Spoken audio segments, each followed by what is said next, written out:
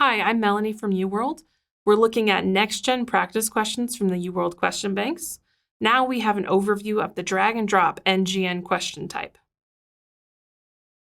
Looking at drag and drop items, which are going to be added to the next generation NCLEX starting in April of 2023. They are a item that is pretty similar to the drop down, actually, if you've seen that before. It is a fill in the blank, sort of. You could think about it like what belongs in the sentence that's missing there. So drag and drop specifically, instead of having a box where you click on it and then it gives you a couple of options specific to that blank, instead you have a box of options and then you choose from that box what should go in the blanks that are provided. This one is just sort of a silly example. It's about how to promote warmth when you're outdoors in cold weather.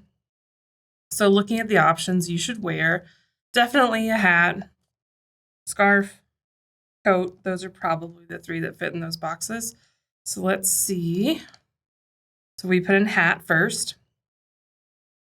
And then you can see here that the box actually got smaller. Before it was 5 options long. And then once we put hat up here, it's only 4. So it'll keep doing that as you go. But if you change your mind, you can pick it up and drag it back over to the box. And then it'll return to its blank state. So hat for the first one, and then let's fill in the other 2. So we pulled in hat, we pulled in shorts, and we pulled in a scarf. The shorts, it seems like, are not correct for trying to stay warm. The hat and the scarf are correct. This is another one of those questions, just like the drop-down close, where it's telling you, hey, you need to fill in these 3 blanks. So we filled in 3 blanks. So they're not going to subtract points from you for choosing those options. They'll just give you 0 points instead for getting options wrong. So you'll get a total of how many you got correct here. So for scarf and hat, there were 1 point given and then 0 points for shorts. So all total, the student received 2 points out of the possible 3 points. So that 2/3 is the partial credit that they'll calculate for how much credit they got for that item on the NCLEX. So let's switch over and look at an example of what one looks like in our bank. So we model them to look like actual NCLEX questions. So for this one, same patient scenario we've been looking at. This one is about a patient with DKA. We have lab results now. So she came in with a 600 milligram deciliter of blood glucose. And then lab results now are showing it's 573. We've also got a potassium value now. So with that information, we have to decide what do we do for this patient at this time. So the prompt over here, it says drag words from the choices below to fill in the blank or blanks. The nurse prepares to administer prescribed medications. The nurse should administer blank and blank at this time. So at this time is kind of something to think about there, because that means that these are probably all correct at some time, but not right now. So we have to think about, like, what is her current condition? What are the labs looking like right now? So for this patient, absolutely, she just came in with DKA. The first thing, and everyone should know this, she needs fluids. She's very, has a high concentration of ketones in her body. She is acidotic. She needs fluid to flush that out, to rehydrate her, because she's been losing a lot of fluids in her urine. So absolutely every time we need to start with fluid.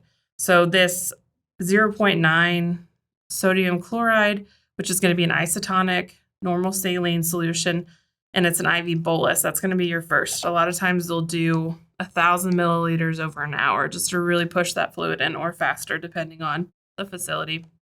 So absolutely get that fluid on board, get that going. Now with the drag and drop item specifically, it doesn't matter where you put the option. You could put this one back, and then you could put dextrose there instead. And then you could put the fluid bolus over here. Either way is totally fine. It'll still count it correct, because you're not necessarily saying, like, this is the order I would do it in. You're just saying that these 2 are right. You can plug them in wherever they work. So you don't have to worry about, like, am I going to get it wrong for putting it in the wrong spot? That's not how it works. If it comes from 1 box and it goes to 2 blue boxes, if the colors match, the blue box is there, you're going to blue boxes, they should all fit together. So in this one, we definitely want to keep the IV bolus, and then dextrose. Her sugar is pretty high, so that's probably not right, but I know there's some potassium imbalance going on, so we might want to give her some potassium. This other fluid has dextrose in it, and then there's some insulin also as an option, so we'll go with these 2 for now. And then let me flip over to the other tab and we'll look at the answers together.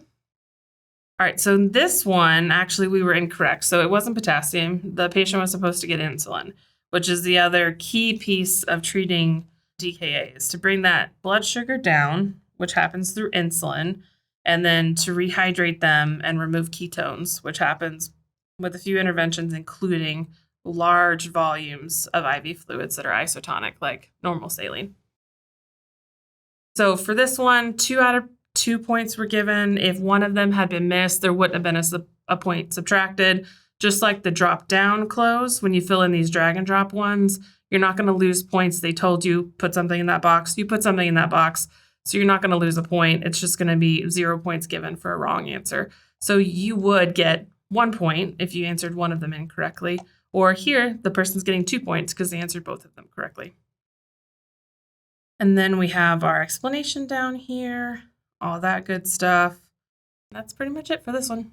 Whether you're taking the current NCLEX or the next generation NCLEX coming on April 1st, 2023, practicing NJN questions will help you prepare for the exam and bedside practice.